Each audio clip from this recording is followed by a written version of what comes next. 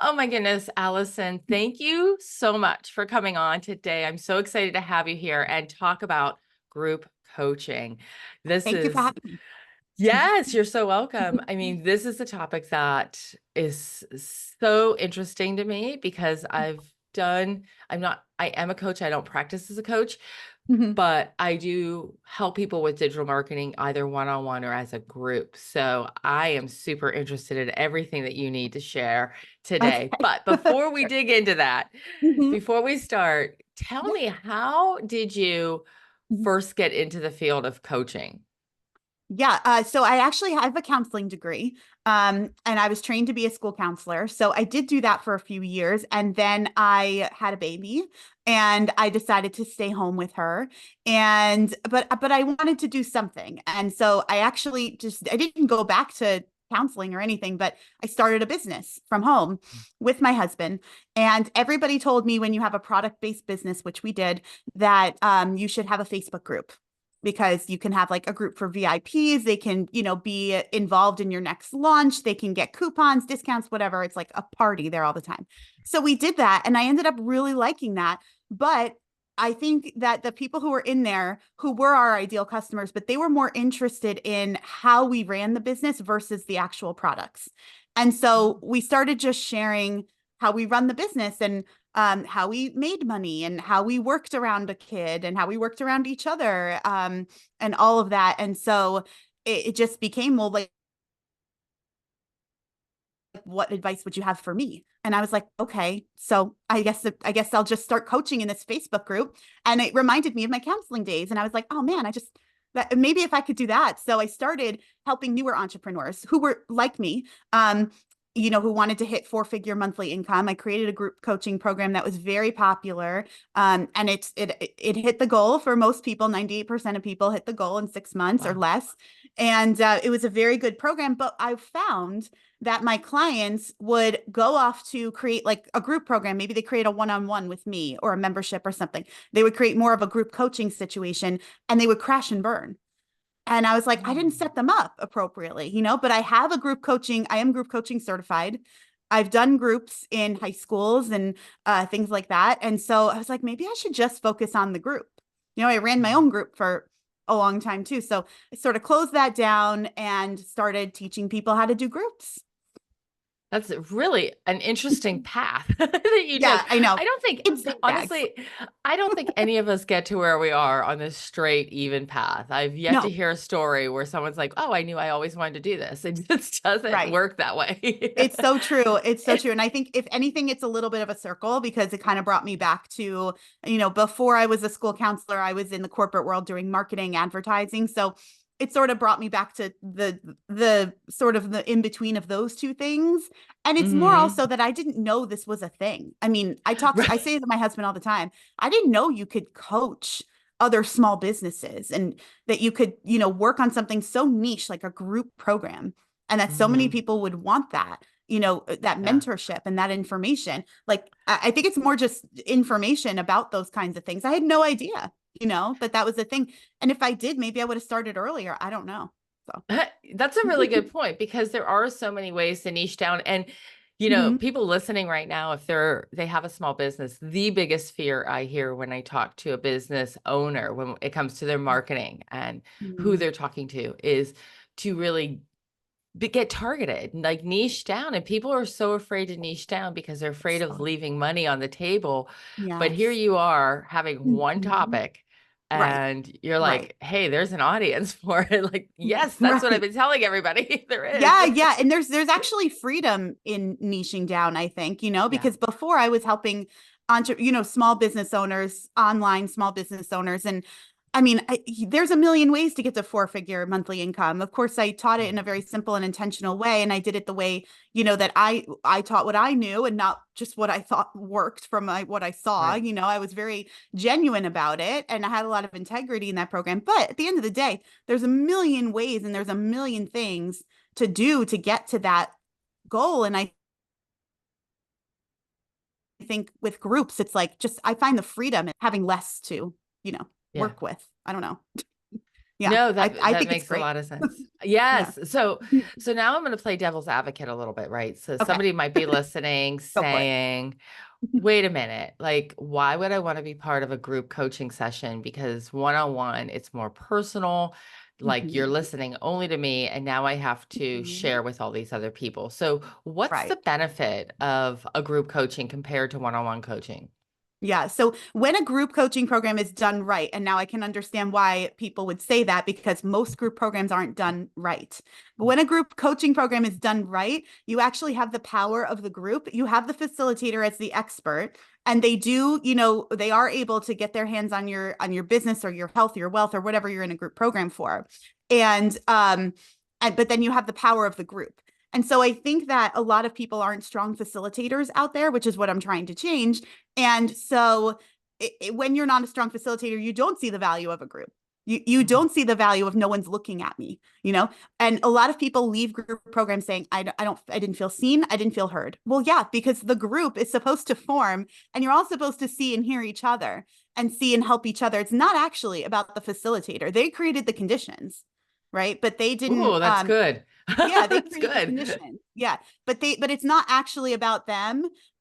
It's actually about you and how you fit in this group. And we all need a sense of belonging. We all want to feel safe. We all want to feel seen and heard, not just by one person, but by Mhm. a group of people. And we also, as women, we all want to help. We all want to be impactful. We all want to make an impact. And so groups are a really great way for you to make an impact in your small little community, um, and not just obviously in your business or your health or whatever you're in the program for, but you Mhm. can make an impact in your small community too by seeing and hearing other people. So when groups are done well, you actually do get way more support than you do with a one-to-one. Now, there's no, beating around the bush. One-to-one is appropriate in some cases.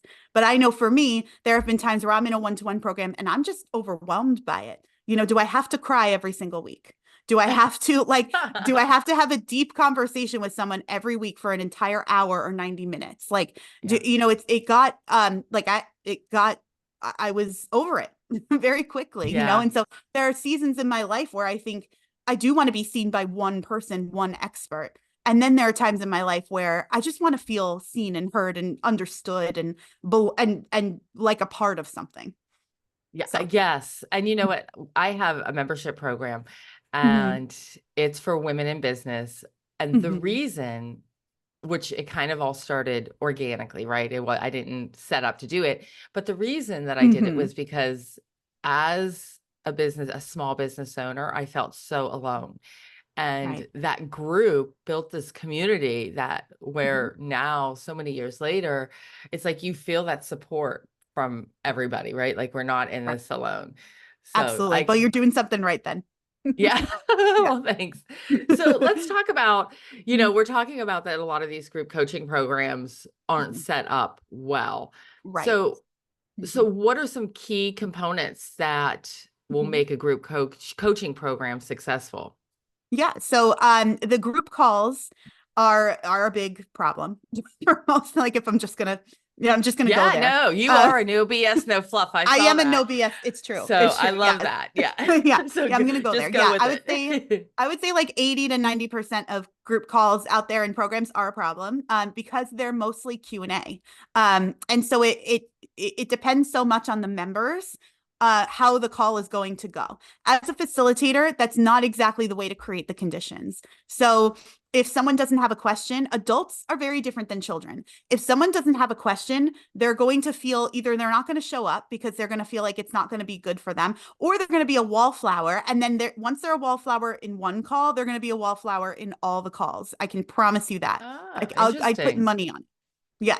So a lot of people will say, "Oh, I just want to listen and see, and I'll just learn from other people." No, that's bullshit. No, no, that's not going I to happen. love You're it. not going to get results that way. And the facilitator will not get what they need to get because the facilitator needs for the clients to get results so that they can continue to sell their program. So it's a lose-lose. So if you're showing up as a facilitator thinking that the members are going to run the call because they're the ones asking questions and you're just going to answer them, that's not the way to go.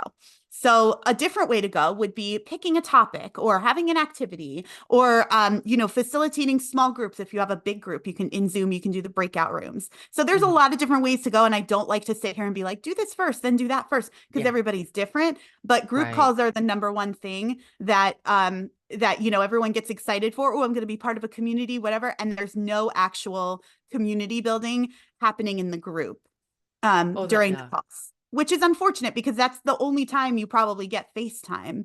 Right. Um, Another thing that's not great with groups that I see a lot is a lot of content or a lot of deliverables. It's probably mostly likely that people don't need that many deliverables. It's not valuable at a certain level. Um, and even if you are a coach who's been, you've been a coach for 10 years and you do have a lot of deliverables and you do want to share all of them, great, but have some kind of way that people can learn how to go through them because adults will get overwhelmed. I mean, children get overwhelmed too, but adults learn differently. There's Yeah. pedagogy for children, which is the philosophy of teaching children. And then there's andragogy for adults. That's the philosophy of teaching adults. They're completely different words and they're completely different ways of teaching. So if you're going to put all of your content that you've ever created in the last 10 years, I'm not going to stop you, but do some kind of like roadmap or some kind of like way to do this first, then do that. I had a client once that did like, she was like, this is how you get to the goal, like creating your own podcast. You can do it in 2 weeks or you can do it in 4 weeks. And she had like two different paths. So that was kind of nice Interesting. because, yeah, because if you joined and you were like, oh, also my kid got sick for a week, I joined this program, but my kid got sick, you can do the Right. 4 week one because maybe you planned on the 2 week one, but you can do the 4 week one. Now you can still get through the content and still feel like you're in charge of it. And you'll show up to the calls because you feel like you're still part of the group. You're not behind because your kid got sick, which is something you couldn't control. So Yeah. I think a lot of times we don't necessarily plan for life to happen in our groups. And we don't give our members enough credit. I had so many aha moments and everything you were saying because of course I've been part of a ton of groups, right? I've signed up for Mhm. different things and have Mhm. joined in, and I'm like, yeah, there were so many times where, you know, I signed up and I was Yeah. super excited and then Mhm. I just kind of faded out. Yeah. And Yeah. it could have, I'm not blaming it on the program. It may Mhm. have been the program. It could have been things going on in my life at the time. I don't really know, but you made a lot of good points on both ends that, Yeah. that's could be, things could be happening in a personal life or just the way it's all Right. set up and you get overwhelmed.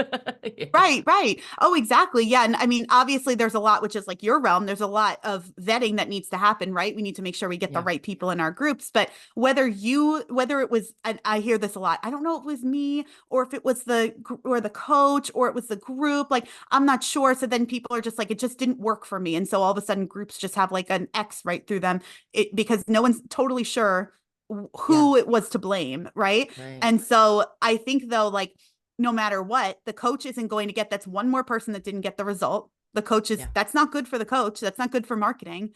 Um, Right. and then it's also not good for the client. They're going to Yeah. go off and feel like they didn't get the results. So they're back at, square one or they have to try something new or however they feel, but they've invested and they don't Right. feel they got their ROI. And Right. it's bad feelings all around.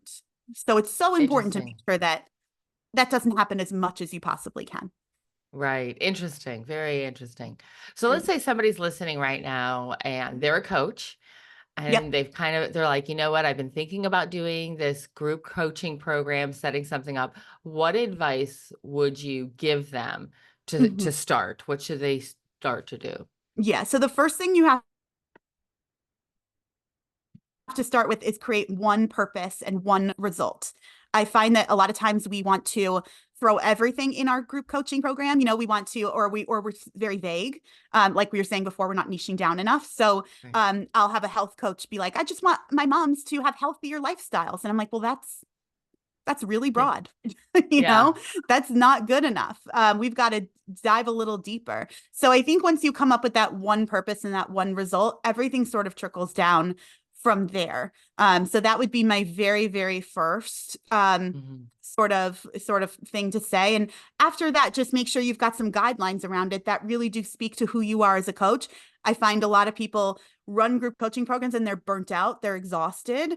And probably someone listening to this is feeling that way. They're just exhausted they're like, I did it and it was tiring. Well, it might have been that way because either you were trying to do too much, or you didn't really have a guideline set. It wasn't really happening. It wasn't happening out of an alignment to you. So for example, when I did my fast track program, I called it fast track to four figures. I had the guideline of it has to be simple and it has to be intentional. That means that it doesn't matter what I teach, but it has to be simple and intentional. So when I taught offers, you create one offer, you don't create 12. I realize that you can have 12 and have a six-figure business with 12, and that's wonderful. But really, to get to four figures, which was the purpose and the result, did you need 12? No. But do you need one? Can you do it on one? Absolutely, you can. And I Yeah. was living proof of that. So I knew I could. Well, And I I, love that you said that. I do. I appreciate that you just said that because I think a lot of people, first off, and I've said this so many times, but they look at social media and yeah, they see other people doing so much and then yeah. they feel like they need to do everything. So Mm-hmm, I love that you said, mm-hmm. don't do the Don't. 12. You can, right? No. But start with one and Right, do it exactly. well. Yes, and do it well. And that's the quickest way to burn out and not get the result. That doesn't work for me. That doesn't work for you. That doesn't work for Right. anybody. And then also, I don't know about anybody else, but I can't lay my head on the pillow at night knowing that like I told this person to create 12 offers or be on every social media platform and it didn't work for them. Well, of course it didn't work for them. Who can do that? No one's superhuman enough to do Right. that. I'm sorry. Like you don't need to be there. So I Right. think, purpose, what one result, and have some guidelines that really do sort of make it so that this is an extension of you, an extension of your business, and not Mhm. this silo, this other thing that I have to leave my home and my business every day to go to, because you're not going to do Right. it. You're not going to Right. do it. Right. You're going to do it at first, and then you're going to have days where you don't You're want to gonna do get it. burnt out. Yeah, you're going to burn out, and it's going to suffer. I mean, your marketing's going to Right. suffer. People can read the desperation in marketing. Our consumers are so much smarter now after COVID, after the bubble, kind of burst. We're so much smarter about what we invest in now. And so people can really see that desperation a mile away. So don't let that kind of infiltrate into your marketing. So how do you keep your coaching clients engaged in your Yeah, group? Now, do you have like a Facebook group? Is that where you do all your coaching, or do you have like a separate platform? I do make a Facebook group for my group clients. Yeah. Okay. I do find I have done Slack. I have, taught some of my clients to do Slack, or, Circle or any of these other things. And it really it does depend obviously on the coach too. Where will you go? It also depends on your clients too. I find that most of my clients are on Facebook and it's an easy sort of, transition for them to be Mm-hmm. there. And so we do a Facebook group and we do our calls on Zoom. Um, and the way that I get my clients to show up is one of the first things that you need to do in the beginning is set expectations, and help them. Have them help you create expectations for the program. So you have your own expectations as a coach. You've got a contract, right? You've got all of those expectations. You'll pay on time. You'll do this. You'll do that. But as a group, helping them to form means that they're creating the expectations together. So they're creating I Mm-hmm. don't want to call them rules, but sort of um, rules and expectations together. So one of the first ones will always be confidentiality, for example. We're not going to talk about what we talk about Right. here. We're not going to talk about that outside. We're not going to, if you know somebody in the group in your personal life, you're not going to say anything, all of that stuff. Confidentiality is obviously that's should be in people's contracts as well. Right. But it's just something that it's great for the members to say, hey, I think this should stay confidential. And everybody else Yeah. is like, oh that's great. So it helps the group to form. And that's the way that, you know, uh, one of the biggest expectations that I always offer my clients is look, like when you have 6 people in your group coaching program and one of them's not there, your group's not complete, right? Because Mhm. that person doesn't get the benefit of being seen and heard, but also those other 5 people don't get the benefit of what that person's experience and how that may Right. be able to benefit whatever you're talking about. So when those five people come and that sixth person isn't there, that sixth person, not to feel guilty or anything, and obviously there's life happens, but that Right. sixth person is, it makes it so that the group is not complete. And the group needs to be able Mm. to say that, like, hey, when you weren't here last week, our group wasn't complete. Yeah. And this is how that made me feel. And this is what Right. we talked about. And I really wanted your experience on this subject. Right. Um, Right. so That it makes so sense. yeah, so you're kind of, and that way, that's how the facilitator, by the way, doesn't hold everything on their shoulders. This Right. is, I've been talking this whole time about how the members do this, right? And you Right. can run through like fun different exercises to help them write the expectations for the group. And then they sign it, and that's the contract they've signed with each other. So they've signed Right. one with you, but they've signed one with each other. And for some reason that works. It just means more to Yeah. people. So what are some of the biggest challenges either that you have faced or your Mhm. coaching clients have faced when it Mhm. comes to group coaching? Yeah. I think one of them is, I mean, definitely one of them is participation. So Mhm. not just showing up, but actually participating. And I think that we're challenged in that way as small business owners online because we're not taught this. We're not taught how to facilitate a group. We're not taught how to pull somebody out from the wall when they're being a Yeah. wallflower. And so I think that's one of the biggest challenges. I think once you start to learn and you start to build that skill, just like anything, it's a little bit easier. But Mm. I think I see that as a huge challenge. It's someone shows up and then they don't get the result. Well, it's like, but did they participate? Were they just Yeah, kind of that's there? so hard. Yeah, it's That's very so hard. And adults, it's very hard for adults. And I happen to be the kind of person that has a hard time walking up to a crowd and just being like, I'm here. Like I have a hard time with that. I am actually an introvert. So I'm an really. introverted. I'm on the side of introversion more than extroversion. So I get my energy from people, but for like 5 minutes. Right. And then I have to Right. like roll up in the fetal position for like a half hour and get myself back to center. But yeah, no, I always think that group of people is like talking about me, or like they don't want me over there, or I'm like taller than everyone because I'm like almost 6 feet tall. So like they're Oh my gonna like gosh, are you really? yeah, I am. It's ridiculous. That's awesome. It's really too much. It's really too much. Um, it's it's really way above average. It's not okay. But so like I start thinking about all these things. So I have a problem. My mom calls it penetrating a crowd. I have a problem being able to go into, and I've had that problem since I was, for forever, 6, 7 years Yeah. old.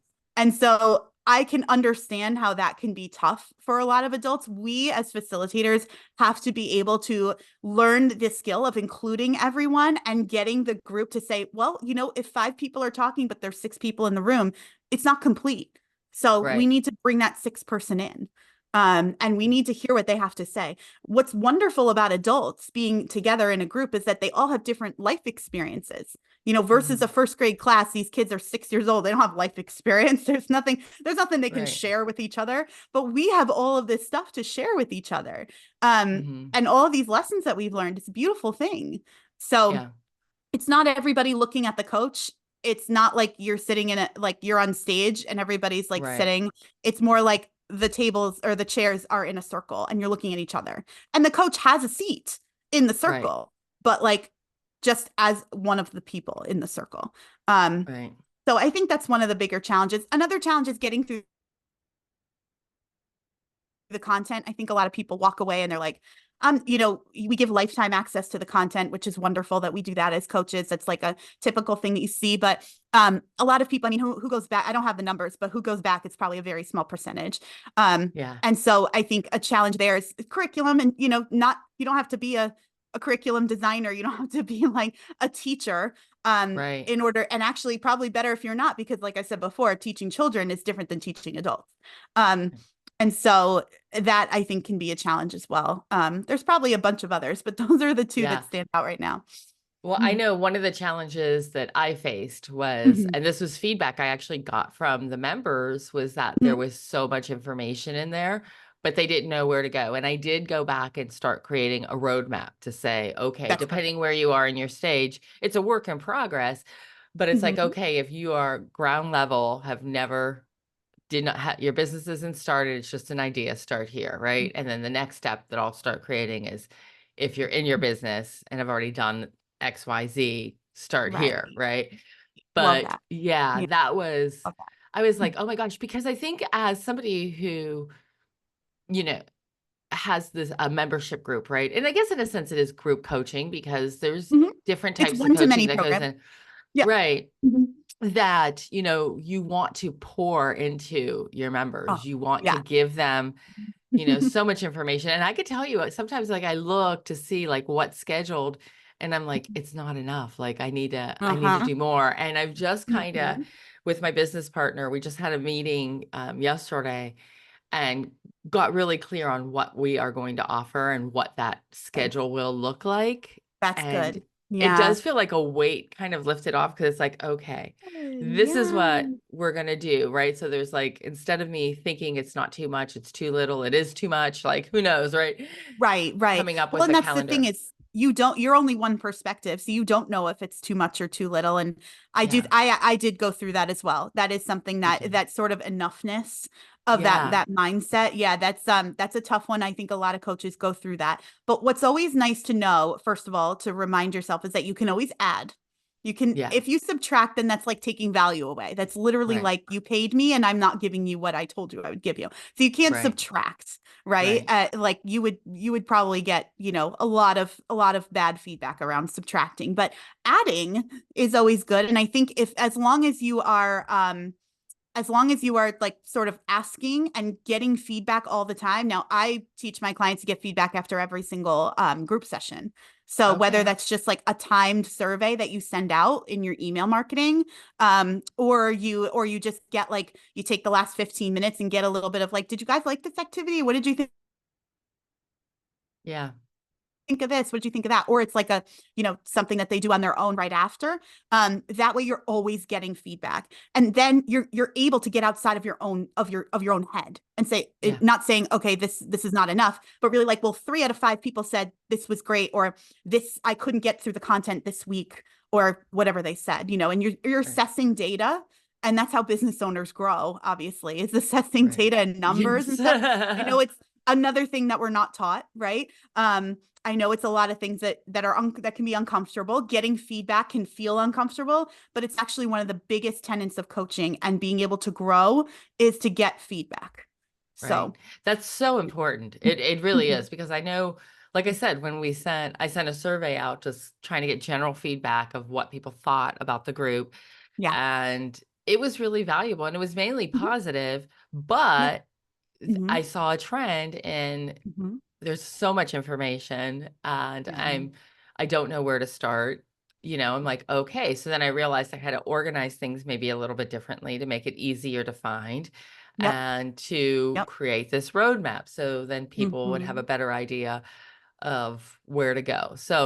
Yeah. So yeah, I agree with you. Yeah, yeah, it's definitely hard. I mean, and like we said before, adults have a ton of different responsibilities in their life, and they sign on to something so that they can change something about their life or their business or whatever it is, or I guess their life when they change their business too.